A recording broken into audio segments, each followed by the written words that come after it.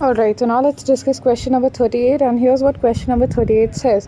Question number 38 बोलता है Eurycotelism is found in A. mammals and birds, B. fish and freshwater protozoa, and C. birds, land reptiles and insects, or is it D. frogs and toads? What do you think? Now अभी question पूछ रहा है कि basically uricotelism यानी basically uric acid excrete करने वाले organisms कौन से हैं इसमें से, ठीक है. तो एनसीईआरटी में 4 एग्जांपल्स मेंशन है, birds, reptiles, land snails and terrestrial insects, right? So that makes option number C the correct answer, because if you look at the other options, जो mammals है वो तो यूरियोटेलिक हो गए और birds तो यूरिको होती है, बट अगेन ये इनकरेक्ट हो जाता है यहाँ पे. फिशेस की अगर हम बात करें, एक्वेटिक एनिमल्स यूजुअली अमोनोटेलिक होते हैं, राइट. और यहाँ पे अगर हम बात करें फ्रॉग्स और टोड्स की, फ्रॉग्स यूरियोटेलिक होते हैं, राइट. सो या, तो विच is why what is the most correct answer here, it's option number C, ठीक है. This was asked in 2004. Let's move on to the next question, which is question number 39. This was asked in mains 2011. Question number 39 बोलता है, which one of the following correctly explains the function of a specific part of the human nephron, right? इनमें से कौन सा सही तरीके से explain करता है, you know, the function of a particular part of the nephron, right? For example, A है, option A है podocytes. Podocytes create minute spaces which is slit pores for the filtration. Once again, A. podocytes which create minute spaces which is slit pores for the filtration of blood into the Bowman's capsule. B. a Henle's loop, most reabsorption of the major substances from the glomerulate. Once again, एक minute. अगर बात करो option number ए की, तो option number A बोलता है podocytes basically create minute spaces which is slit pores for the filtration of blood into the Bowman's capsule. Option number B है Henle's loop, most reabsorption of the major substances from the glomerular filtrate. ज़्यादातर जो reabsorption होता है major substrates का वो यहाँ से होता है.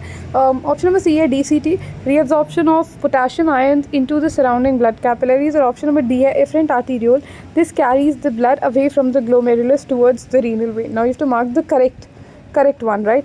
अगर हम बात करें पोरोसाइट्स की, तो पोरोसाइट्स जो होते हैं basically these are nothing but podocytes are, जो देखो बोवेन्स कैप्सूल एक डबल लेयर स्ट्रक्चर होता है, इट्स डबल वॉल स्ट्रक्चर. जो इनर वॉल होती है ना, उसमें जो एपिथेलियल सेल्स होते हैं, they get specialised and they get converted into these podocytes. These are nothing but specialised epithelial cells, right. अब ये जो पोरोसाइट्स होते हैं basically, if I could draw 2 podocytes like this, ठीक है. ये जो पोडोसाइट्स होते हैं ना, पोडोसाइट्स पे ये फुट लाइक जो प्रोजेक्शन आपको नजर आ रहा है, this foot like projection is refer to as pedicel, and the distance between 2 successive pedicels is refer to as filtration slit, right. So podocytes जो होते हैं दे क्रिएट माइन्यूट स्पेसेस, जिनको हम स्लिट पोर्स बोलते हैं, फिल्ट्रेशन स्लिट्स बोलते हैं, for the filtration of blood into the Bowman's capsule, and this is absolutely true, right. So option number A definitely becomes the correct answer. बाकी सारे answers incorrect क्यों. हेनलीज loop की अगर बात करें, so most reabsorption of the major substances from the glomerular filtrate, most of the reabsorption major substances का हेनलीज loop से होता है, this is incorrect. Most of the reabsorption कहाँ से होता है, PCT से होता है, ठीक है. DCT की बात कर रहे हैं, DCT में reabsorption of potassium ions into the surrounding blood capillaries. DCT में रीअब्जॉर्प्शन होता है पोटेशियम आयंस का, नहीं. DCT में एक्चुअली सिक्रीशन होता है पोटेशियम आयंस का, ना कि रीअब्जॉर्प्शन, राइट. DCT में सिक्रीशन होता है हाइड्रोजन आयंस का, पोटेशियम आयंस का और अमोनिया का, राइट. रीअब्जॉर्प्शन नहीं होता पोटेशियम आयंस का, इनफैक्ट सिक्रीशन होता है DCT में पोटेशियम आयंस का, राइट, ट्यूबुलर सिक्रीशन में. एफरेंट तो ये भी गलत हो गया. एफरेंट आर्टीरियोल की अगर मैं बात करूँ, efferent arteriole carries blood away from the glomerulus. Efferent arteriole is the one which brings blood towards the glomerulus. It's the efferent arteriole which carries blood away from the glomerulus towards the renal vein. तो ये भी गलत हो गया. And which is why option number A is the correct answer. Let's move on to the next question. Next question है question number 40, and here's what it says. Question number 40 बोलता है, in ureotelic animals urea is formed by. ureotelic animals जो होते हैं उनमें urea कैसे बनता है? This was asked in 1997. Is it A Krebs cycle? Is it B EM pathway? Is it C ornithine cycle? Or is it D Cori cycle? What do you think? Ureotelic animals like us, हमारे, जैसे कि मैंने आपको बताया भी था कि ऐसा नहीं है कि हम बिकॉज यूरियोटेलिक है तो हमारी बॉडी में अमोनिया बन ही नहीं रहा, ठीक है. प्रोटीन्स का और अमीनो एसिड्स का जब ब्रेक डाउन होता है तो अमोनिया उसका डेफिनेटली एक मेटाबॉलिक प्रोडक्ट है. Ammonia is definitely a metabolic by product of all the metabolic functions which are happening in the body, right.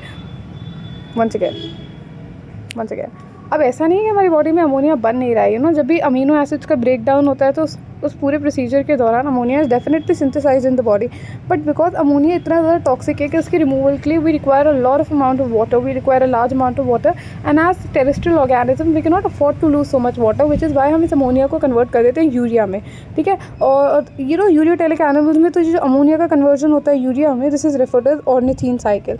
तो option number C becomes the correct answer, ठीक है। This was asked in 1997, ठीक है। Let's move on to the next question, which is question number 41, which was asked in 1994, right? Asked in 1994. Question number 41 says, two examples in which the nitrogenous waste are excreted from the body in the form of uric acid are, दो examples बताओ जिसमें nitrogenous waste जो होता है body से eliminate होता है in the form of uric acid, right. कौन से वो दो एग्जाम्पल्स, यानी कौन से दो ऑर्गेनिजम्स है जिसमें जो नाइट्रोजीनस वेस्ट है it is eliminated from the body in the form of uric acid? They are A birds and lizards, B frogs and cartilaginous fish, is it C insects and bony fish, or is it D mammals and mollusks? What do you think? तो examples जिसमें body में से जो nitrogenous waste है वो excrete out हो रहा है in the form of uric acid, वो है बर्ड्स और lizards, right. Basic birds and lizards, right, because birds, reptiles, land snails, terrestrial insects ही ये चार एग्जाम्पल्स हैं जो एनसीईआरटी में मेंशन्ड है with respect to ureotelic organism, ठीक है। फ्रॉग्स में हमें फ्रॉग्स यूरियोटेलिक होते हैं, कार्टिलेजिनस फिशेस जो होती हैं विच इज़ मरीन फिशेस ये भी यूरियोटेलिक होती है, तो दोनों इनकरेक्ट हो गए। इंसेक्ट्स की अगर हम बात करें, टेरेस्ट्रियल इंसेक्ट्स जो हैं वो यूरिकोटेलिक होते हैं, बट फिर यहाँ पे आ गया बोनी फिशेस, तो बोनी फिशेस तो मोनोटेलिक होती हैं। मैमल्स की बात करें तो मैमल्स यूरियोटेलिक, बट मोलस्क की ऐसा एनसीईआरटी में मेंशन नहीं है, so we will refrain ourselves, ठीक है। So option number A is the most correct answer here, ठीक है। We will move on to the next question which is question number 42 and here's what it says. Question number 42 बोलता है which one of the following is not a part of the renal pyramid, इनमें से कौन सा renal pyramid का part नहीं है? This was asked in mains 2011। Is it A peritubular capillaries? Is it B convoluted tubules? Is it C collecting ducts? Or is it option number D loop of Henle? What do you think? Now इनमें से which of these is not a part of the renal tubule? इनमें से कौन सा renal tubule या renal pyramid का part नहीं है? I'm sorry. Which of these is not a part of the renal pyramid? Now this is a no-brainer, right? The correct answer would be peritubular capillaries. Peritubular capillaries जो होती है they're not a part of the renal pyramid as such. ठीक है, अब देखो इसके पीछे देखो this was a question that personally confused a lot of students including myself, so I'll not deny from that fact. पर अब यहाँ पे पूछा है कि इनमें से कौन सा रीनल पिरामिड का पार्ट नहीं है। सो रीनल पिरामिड से अगर हम गेस करें, रीनल पिरामिड से दे बेसिकली मीन टू से these medullary pyramids, these conical projections of medullary pyramids, ठीक है। अब अगर हम बोल रहे हैं कि चलो मान लिया कि जो लूप ऑफ हेनले है ये मेड्यूलरी पिरामिड वाले रीजन में लाई करता है, ठीक है, कहीं ना कहीं कलेक्टिंग डक्ट जो है it extends from the cortex and eventually lies in the medulla, ठीक है, तो extends from the cortex all the way into the medulla।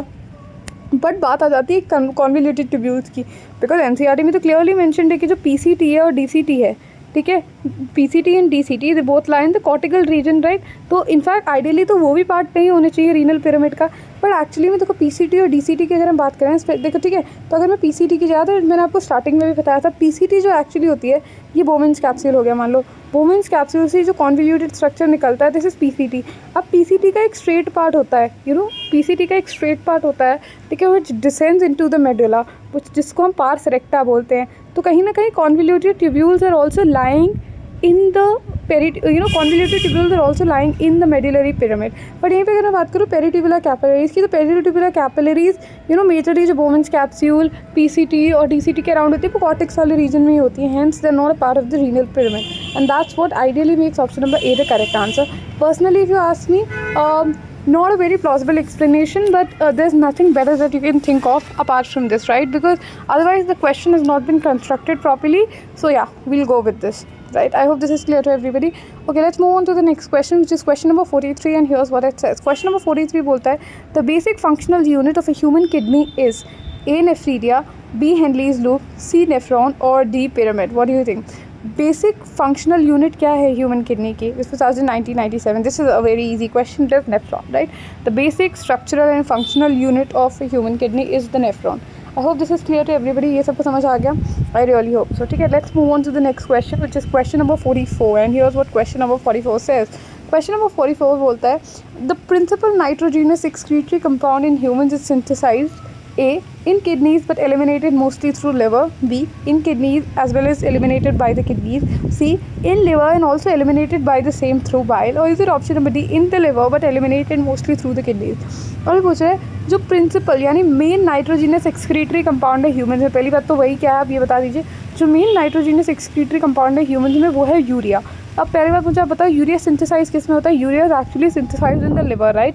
Urea cycle चलती है बेसिकली जहाँ पे जो अमोनिया होता है इट्स कन्वर्टेड इनटू यूरिया, इसको ऑर्निथीन साइकिल बोलते हैं। तो ये जो ammonia is converting into urea, ये जो ऑर्निथीन साइकिल है, ठीक है, ये किस में चल रही है? लिवर में चल रही है। बट ये जो यूरिया है ये एलिमिनेट किससे होता है? ये एलिमिनेट होता है किडनी से, right. So this principal nitrogenous excretory compound humans में जो कि यूरिया है, it is synthesised in the liver but eliminated mostly through the kidneys, and that makes option number D the correct answer. I hope this is clear to everybody. Let's move on to the next question, which is question number 45, and here's what question number 45 says. Question number 45 बोलता है conversion of ammonia to urea is done by A ornithine cycle, B arginine cycle, C fumaric cycle, और D citrulline cycle. What do you think? ठीक है, ammonia का conversion urea में, अभी हमने discuss किया, अमोनिया का कन्वर्जन यूरिया में किसकी वजह से होता है? ऑर्निथीन साइकिल, जिसको हम यूरिया साइकिल भी बोलते हैं। And this takes place in the, where does it take place? Where does this cycle take place? It takes place in the liver. I hope this is clear to everybody. 2000 का question है ये। Let's move on to the next question, which is question number 46. और question number 46 बोलता है which one of the four parts mentioned below does not constitute a part of a single uriniferous tubule? This was out in 1994. ठीक है, A distal convoluted tubule, B collecting duct, C Purkin's capsule, और D loop of Henle. What do you think? इनमें से कौन सा, which one of the four parts mentioned below, इनमें से, इन चारों में से कौन सा पार्ट है जो एक सिंगल नेफ्रॉन का पार्ट नहीं होता है? इन चारों में से कौन सा वो हिस्सा है या कौन सा वो पार्ट है which is not a part of single nephron, एक नेफ्रॉन का हिस्सा नहीं है? The answer is collecting duct, without a doubt, right. Because collecting duct का हम डिफाइन कैसे करते हैं? DCTs ऑफ, ठीक है, कलेक्टिंग डक्ट्स को हम डिफाइन कैसे करते हैं? DCTs of many many nephrons, ठीक है, DCTs of many many nephrons they open into a common collecting duct, right. जैसे इस नेफ्रॉन की DCT भी इसी कलेक्टिंग डक्ट में ओपन हो रही है, इस DC मल्टीपल बेस, समझ गया, ठीक है। अब इसका आंसर हो जाएगा कलेक्टिंग डक्ट, ठीक है, बिकॉज कलेक्टिंग डक्ट की अगर मैं बात करूँ, तो कलेक्टिंग डक्ट की अगर हम बात करें तो DCTs ऑफ मैनी नेफ्रॉन्स, ठीक है, कई सारे नेफ्रॉन्स की जो DCTs होती हैं वो एक कॉमन कलेक्टिंग डक्ट में खुलती हैं। DCTs of many many nephrons they open into a common collecting duct, right. So that makes option number B the correct answer, ठीक है, option number B becomes the correct answer. I hope this is clear to everybody. Let's move on to the next question, which is question number 47. Let's move on to the next question, which is question number 47. Question number 47 क्या बोलता है? Nitrogenous waste products are eliminated mainly as, जो nitrogenous waste products है, ठीक है, nitrogenous waste products जो हैं they once again, question number 47 बोलता है nitrogenous waste products are mainly eliminated as, once again question number 47 says nitrogenous waste products are eliminated mainly as A urea in tadpole and ammonia in adult frog, B ammonia in tadpole and urea in adult frog, C urea in both tadpole and adult frog, and is it option number D urea in tadpole and uric acid in adult frog? Now this was asked in the year 1991, right? So ये देखो nitrogenous waste products eliminate होते हैं body से, ठीक है। Tadpole में क्या, कौन सा नाइट्रोजीनस वेस्ट प्रोडक्ट एलिमिनेट होता है? अडल्ट फ्रॉग में कौन सा होता है ये बताओ, ठीक है। तो हम सबको पता है टैडपोल जो है वो एक एक्वेटिक एम्फीबियन है, राइट। एक्वेटिक एम्फीबियंस यूजुअली क्या होते हैं? एक्वेटिक एम्फीबियंस जो होते हैं अमोनोटेलिक, राइट, तो वो अमोनिया रिलीज़ करता है। बट यहीं पे अगर मैं बात करूँ टेरेस्ट्रियल एम्फीबियंस, जैसे कि हमारा फ्रॉग हो गया, तो फ्रॉग जो होता है, टेरेस्ट्रियल एम्फीबियंस जो होते हैं वो होते हैं ureotelic, they are ureotelic, right. So जो हमारा टैडपोल लार्वा होता है वो अमोनोटेलिक होता है, यानी अमोनिया एलिमिनेट करता है, और जो हमारा एडल्ट फ्रॉग होता है वो यूरिया एलिमिनेट आउट करता है। So ammonia in tadpole and urea in adult frog. That makes option number B the correct answer. I hope this is clear to everybody. Let's move on to the next question, which is question number 48, and here's what it says. Question number 48 was asked in 2010, and this question says which one of the following statements in regard to the excretion by the human kidneys is correct? इनमें से कौन सी statement with respect to excretion by the human kidneys is correct? कौन सी statement correct है? Let's just have a look at the options. Option number A बोलता है descending limb of loop of Henle. Descending limb of loop of Henle is impermeable to water. Option number B says DCT is incapable of reabsorbing bicarbonate. C जो है वो बोलता है nearly 99% of the glomerular filtrate is reabsorbed by the renal tubules. और option number D बोलता है ascending limb of loop of Henle is impermeable to electrolytes. What do you think? You have to mark which of the following statements is correct in respect to the human kidneys, ठीक है। Human kidneys के respect को कौन सी statement correct है, ठीक है। पहला है descending limb of loop of Henle is impermeable to water. जो डिसेंडिंग लिम्ब होती है लूप ऑफ हेनले की, क्या वो इम्पर्मेबल होती है वाटर को? नहीं, इनफैक्ट वो तो permeable. Descending limb of loop of Henle allows water to pass through, it's permeable to water and impermeable to electrolytes, तो ये तो गलत हो गया। DCT is incapable of reabsorbing bicarbonate, ये भी गलत हो गया, ठीक है, because DCT is very much capable of reabsorbing bicarbonate. Bicarbonate पहली बार अब्जॉर्ब कहाँ से होता है? Absorption of bicarbonate bicarbonate for the first time happens in the PCT, right. So PCT में बाइकार्बोनेट अब्जॉर्ब होता है, फिर डीसीटी में जाके बाइकार्बोनेट रीअब्जॉर्ब होता है. ठीक है, ठीक है. पीसीटी में बाइकार्बोनेट का अब्जॉर्प्शन होता है, डीसीटी में बाइकार्बोनेट रीअब्जॉर्ब होता है, राइट. तो ये भी गलत हो गया बिकॉज दे आर सेइंग कि डीसीटी इनकेपेबल होती है रीअब्जॉर्प्शन के. It is very much capable. Nearly 99% of the glomerular filtrate is reabsorb by the renal tubules. That's absolutely true. ठीक है, लगभग 99% जो फिल्ट्रेट होता है वो रीअब्जॉर्ब हो जाता है by the renal tubules. That's true, right. Because अगर हम ग्लोमेरुलर फिल्ट्रेशन रेट की बात करें तो 125 ml फिल्ट्रेट पर मिनट छन रहा है, right. 125 ml filtrate per minute छन रहा है, which approximates to 180 litres a day, right. Which is approximating to 180 litres a day. लेकिन क्या हम 180 लीटर यूरिन एक्सक्रीट आउट करते हैं? Like that's not even possible, right. We only eliminate 1 to 1.5 liters of urine per day, right. So अभी जो बचा हुआ इतना सारा अमाउंट है which is the remaining 179 liters, वो कहाँ जा रहा है? तो लगभग ये जो 99% ग्लोमेरुलर फिल्ट्रेट है वापस रीअब्जॉर्ब हो जाता है, right. So option number C becomes the correct answer. और लास्ट वाला अगर हम बात करें, ascending limb of loop of Henle is impermeable to electrolytes, ये गलत है क्योंकि it is very much permeable to electrolytes. I hope this is clear to everybody. Let's move on to the next question which is question number 49 and here's what it says. Question number 49 बोलता है glucose is taken back from the glomerular filtrate through, this was added in 1993. ठीक है, A active transport, B passive transport, C osmosis, D diffusion. ठीक है, glucose जो होता है उसको हम ग्लोमेरुलर फिल्ट्रेट से वापस रीअब्जॉर्ब कर लेते हैं. कौन सा ट्रांसपोर्ट होता है? Active transport. ठीक है, ग्लूकोज को जब हम रीअब्जॉर्ब करते हैं it's against the concentration gradient, right. So glucose is taken back from the glomerular filtrate through active transport. I hope this is clear to everybody. Glucose हो गया, हमारे पास सोडियम हो गया. ठीक है, ग्लूकोज हो गया, हमारे पास सोडियम हो गया, अमीनो एसिड्स हो गए, इन सबका एक्टिव रीअब्जॉर्प्शन होता है. ठीक है, द एक्टिव रीअब्जॉर्प्शन होता है. I hope this is clear to everybody. Let's move on to the next question which is question number 50 and here's what question number 50 says. Question number 50 क्या बोलता है? Question number 50 बोलता है under normal conditions which one is completely reabsorbed in the renal tubule. Normal condition में जब एकदम body में सब कुछ ठीक ठाक है तो इनमें से कौन सा सब्सटेंस है जो पूरी तरीके से रीअब्जॉर्ब हो जाता है रीनल ट्यूब्यूल्स में? This was asked in 1991. ठीक है, A urea, B uric acid, C salts और D glucose. What do you think? तो नॉर्मल कंडीशन में जब बॉडी में सब everything is going on fine, right, उस केस में जो हमारा ग्लूकोज है ना बॉडी से 100 में नहीं आता है, दिखाया भी था पीसीटी में से. Under normal condition, normal physiological condition में 100% रीअब्जॉर्प्शन हो जाता है ग्लूकोज का, राइट. ठीक है, तो यानी अगर ग्लूकोज आपको ब्लड में, अपनी यूरिन में अगर ग्लूकोज नजर आ रहा है मतलब there is something which is not normal, right. So that makes option number D the correct answer. I hope this is clear to everybody. Let's move on to the next question which is question number 51 and here's what question number 51 says. Question number 51 बोलता है brush border is a characteristic of A neck of nephron, B collecting tubule, collecting tube, C is proximal convoluted tubule or D all of these. What do you think? इनमें से brush border epithelium जो होती है वो brush border cuboidal epithelium is a characteristic feature of PCT. Option number C becomes the correct answer, right. Brush border epithelium जो होता है वो किसका कैरेक्टरिस्टिक फीचर होता है? पीसीटी का, right. I hope this is clear. I hope all of you are aware of what is brush border epithelium, right. For example ये epithelial cells जो होते हैं पहले होते हैं क्यूबॉइडल सेल्स होते हैं और जो इनकी अपाइकल या अपर सर्फेस होती है ना उसमें से फिंगर लाइक प्रोजेक्शंस होते हैं. This finger like projections are referred to as microvilli, right. And this cuboidal cells with finger like projections referred to as microvilli. इस पूरे को ही हम बोलते हैं ब्रश बॉर्डर एपिथेलियम, राइट. और जो पीसीटी होती है it is lined by brush border epithelium. I hope this is clear to everybody. Let's move on to the next question which is question number 52. Question number 52 says reabsorption of useful substances from glomerular filtrate occurs in A collecting tube, B loop of Henle, C proximal convoluted tubule और D distal convoluted tubule.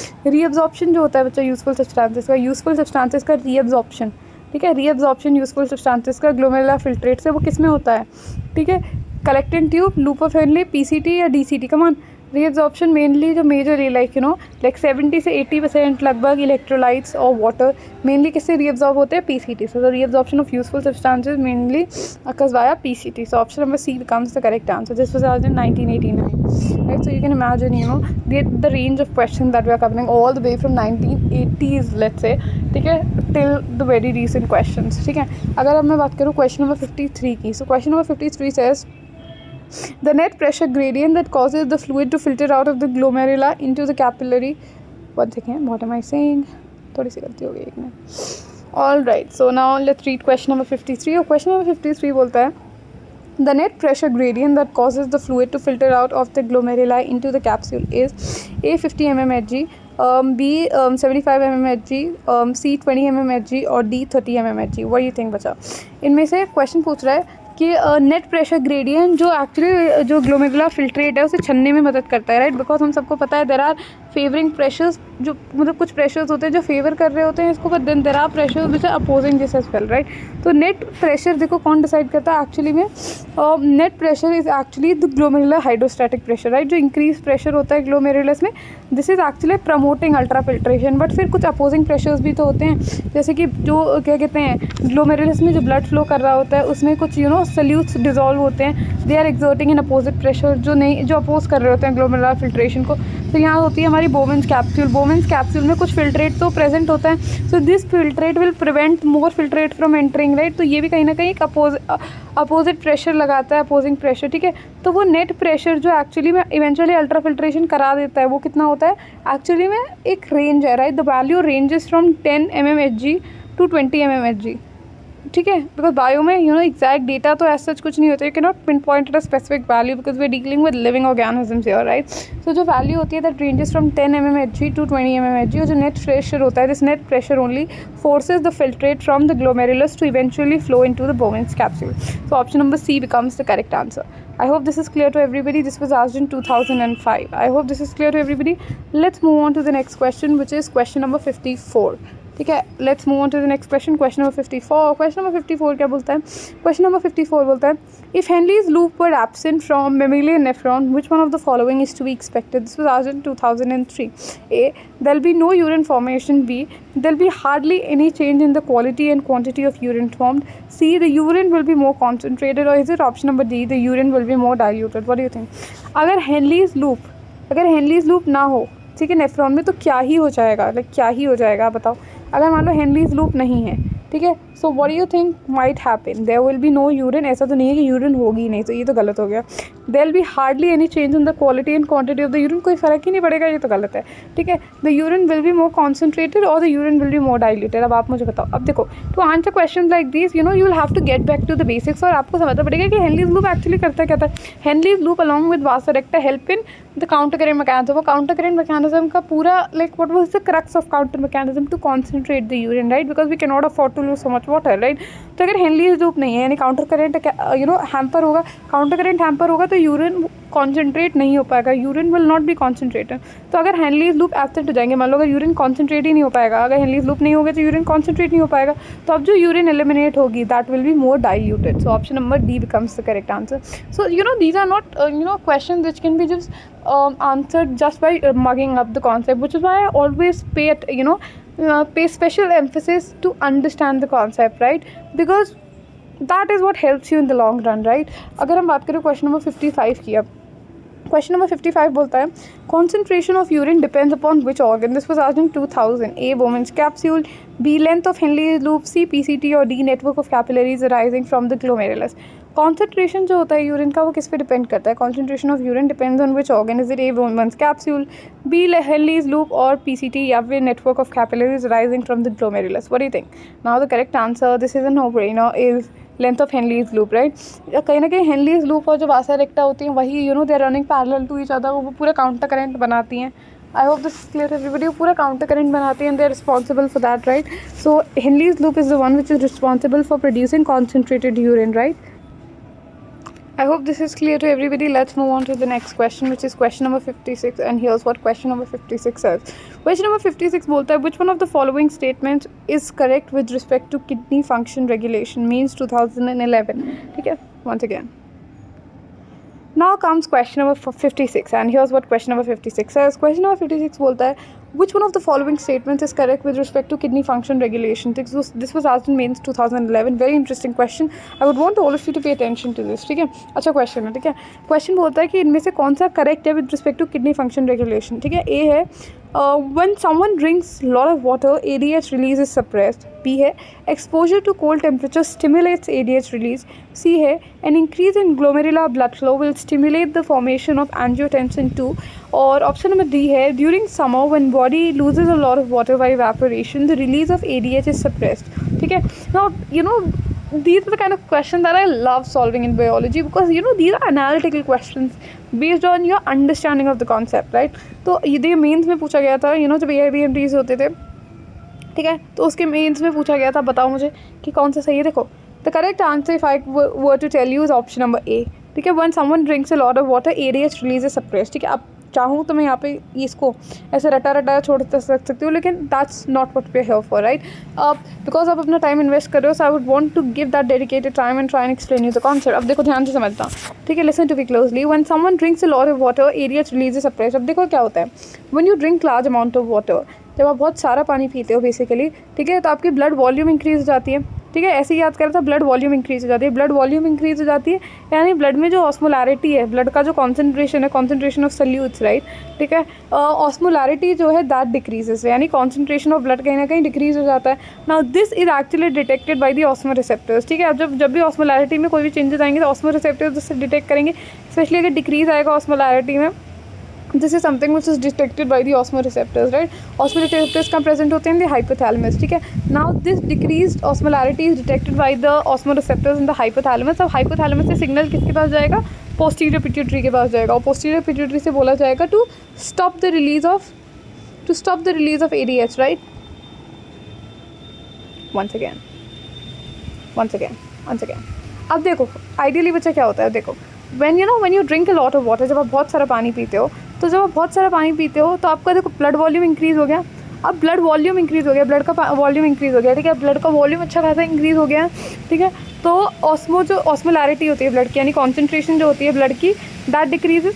तो blood volume increase हो गया, blood में पानी increase हो गया। Osmolarity inversely proportional होती है सॉल्वेंट कॉन्सेंट्रेशन के। तो अगर सॉल्वेंट कॉन्सेंट्रेशन इंक्रीज़ हो गया तो ऑस्मोलैरिटी जो है वो डिक्रीज़ हो जाता है, राइट। ऑस्मोलैरिटी डिक्रीज़ हो गया।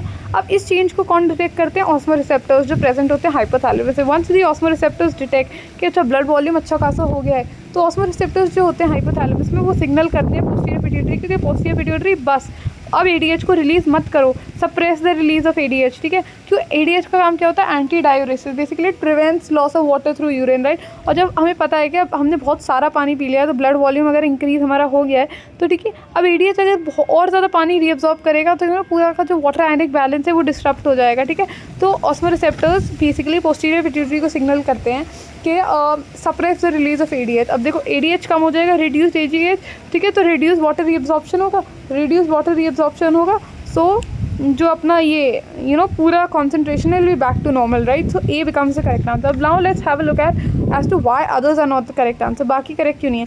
Exposure to cold temperature will stimulate the ADH release, no that's not the case. In fact उल्टा होता है, when you expose to cold temperature that will inhibit ADH release, ठीक है। वो ADH रिलीज को inhibit कर देती है। अब उसके पीछे पूरा एक न्यूरो एंडोक्राइन मैकेनिज्म है, इतनी डिटेल में मत जाओ, बट ये चीज़ ध्यान रखना कि whenever you expose to cold temperature, जब भी आपको बहुत ठंड लगती है व्हेनेवर, जब आप बहुत ठंडी जगह में हो, that will not stimulate ADH release, that will inhibit ADH release, ठीक है। ADH रिलीज नहीं हो रहा है यानी एंटी डाययूरेटिक हार्मोन रिलीज नहीं हो रहा है, तो यानी वाटर रीअब्जॉर्प्शन नहीं होगा, so that will increase your urine output, ठीक है। You will tend to lose more water through urine. और ये तो आप सोचो भी ना, विंटर्स में यूजुअली क्या होता है, because we sweat less we tend to urinate more frequently, right, and that is because कि बहुत ज़्यादा कोल्ड टेम्परेचर में कहीं ना कहीं ADH का जो रिलीज होता है वो इनहिबिट हो जाता है, तो ज़्यादा वाटर रीअब्जॉर्ब नहीं होता, उल्टा there increase urine output. I hope this is clear to everybody.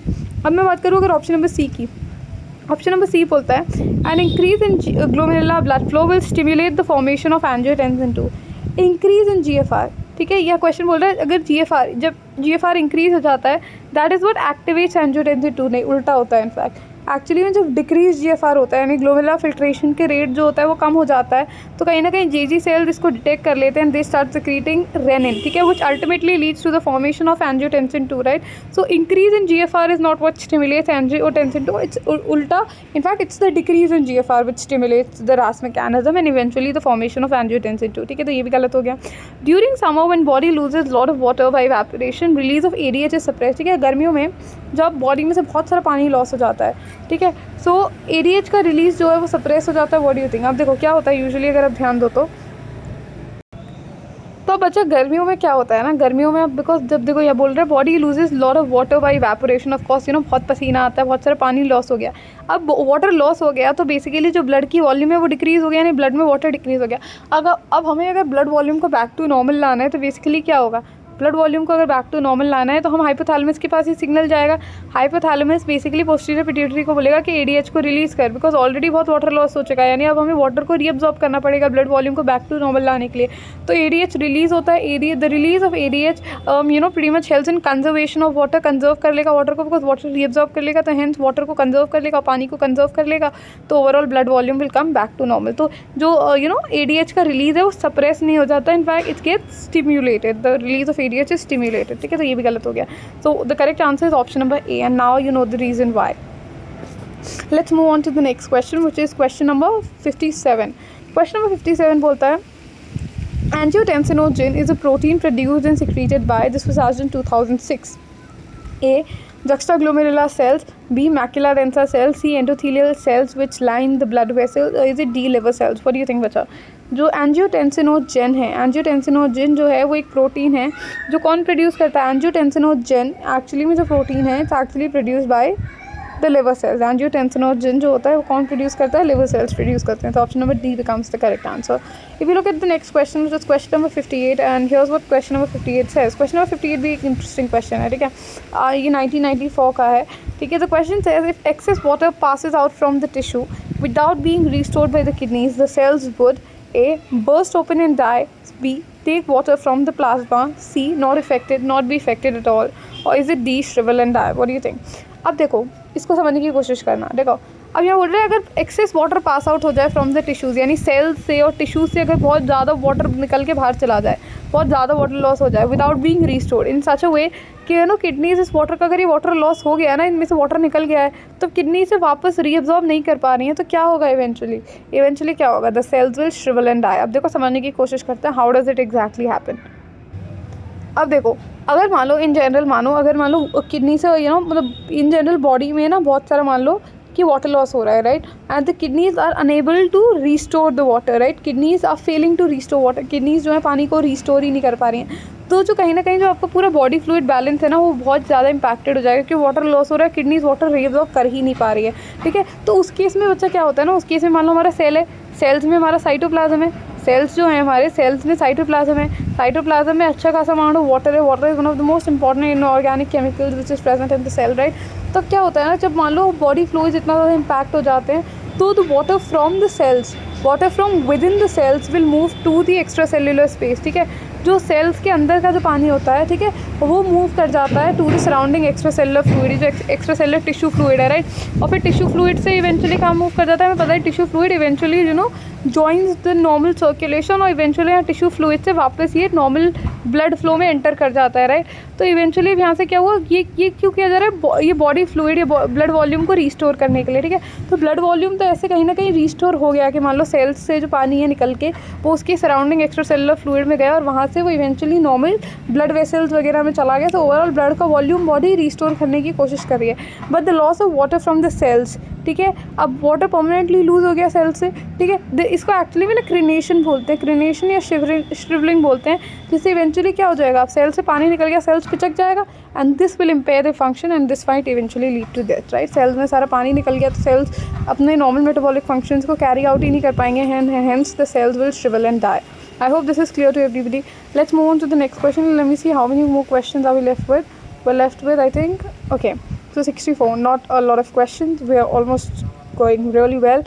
Okay, so let's move on to the next question. Just a couple of more questions to go, and then we can finally wrap it up. Question number 59 बोलता है human urine is usually acidic because, this was asked in 2015. A. Potassium and sodium exchange generates acidity. B. Hydrogen ions are actively secreted into the filtrate. C. The sodium transporter exchanges one hydrogen ion for each sodium ion in peritubular capillaries. और इधर option number D, excreted plasma proteins are acidic. What do you think? Human urine जो होती है बच्चा, humans की जो urine होती है that's usually acidic. Why do you think that is the case, right? अब एक्चुअली में क्या होता है, the secretion of hydrogen ions, right. चाहे अगर मैं बात करूँ पीसीटी से, चाहे मैं बात करूँ डीसीटी से, या मैं बात करूँ कलेक्टिंग डक्ट की, ठीक है। तो दोनों, इन तीनों के केस में जब हम ट्यूबुलर सिक्रीशन में पढ़ते हैं, हाइड्रोजन आयंस तो तीनों के केस में सिक्रीट हो रहे होते हैं, राइट। हाइड्रोजन आयंस तो तीनों के केस में सिक्रीट हो रहे होते हैं into the filtrate. So the secretion of hydrogen ions into the filtrate is what makes the final filtrate which is the urine slightly acidic, और टू बी मोर प्रिसाइज जो यूरिन होता है ना वो स्लाइटली एसिडिक ही होती है, और इसी की वजह से होती है, right, secretion of hydrogen ions की वजह से।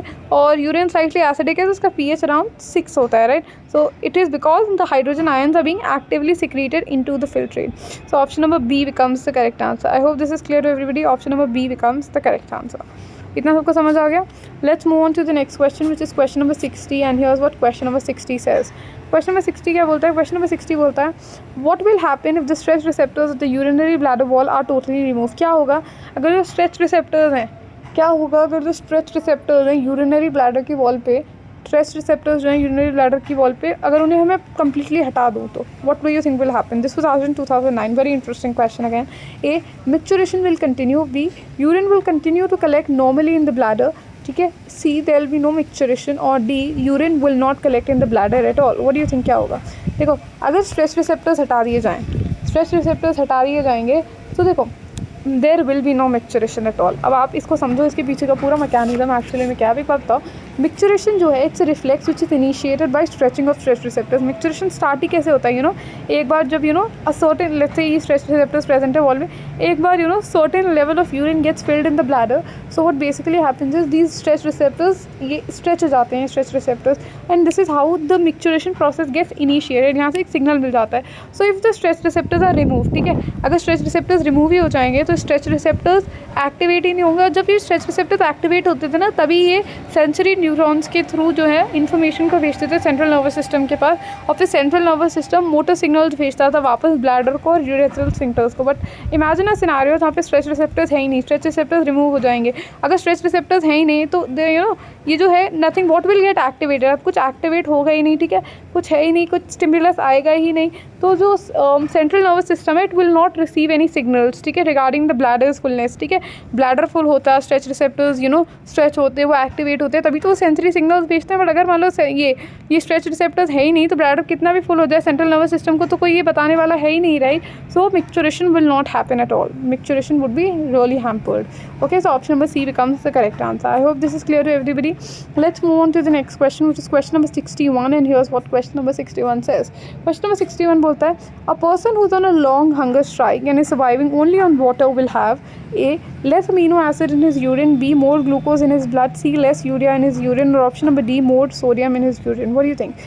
Now imagine a person who has not had food, जो एकदम भूख हड़ताल पे बैठा हुआ है, जो कुछ खा पी नहीं रहा, just surviving on water, सिर्फ पानी पी रहा है, ठीक है। What do you think उसके यूरिन में क्या होगा क्या नहीं होगा?